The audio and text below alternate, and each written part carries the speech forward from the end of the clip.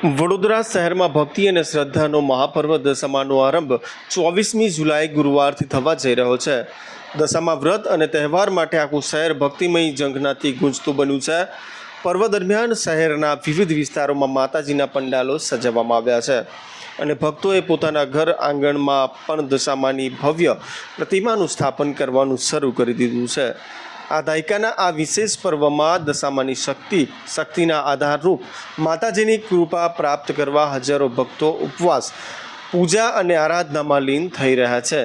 દરેક પંડાલમાં મંગલ ગીતો અને ગરબાની રાસની ભાવભીની ધૂન ગુંજાઈ રહી છે।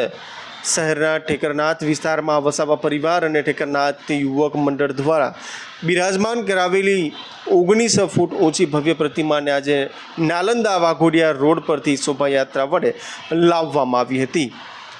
સ્થાપના પૂર્વે છે તે આ શોભાયાત્રાનું આયોજન કરવામાં આવ્યું હતું। હજારોની સંખ્યામાં લોકો જોડાયા હતા અને મુંબઈ અને રાજપીપળાના જીવંત બેન્ડ સંગીત સાથે દર્શનાર્થીઓ ઝૂમનો લાગ્યા હતા। મંડળના પ્રમુખ શ્રી સંતોષભાઈ માછી જણાવે છે કે સિંહાસન પર બિરાજમાન માતાજીનો વિશેષ શણગાર ભક્તોની આસ્થા વધુ ઊંચાઈએ લઈ જનાર છે અને પ્રતિમાને અનોખા ઘરેણા અને શણગાર કરવામાં આવ્યો છે અને સજાવવામાં આવી રહ્યા છે, જેથી માતાજીના દર્શન માત્ર નયન સુખ નહીં પરંતુ આત્માને પણ પરિપૂર્ણ કરતી અનુભૂતિ આપે છે।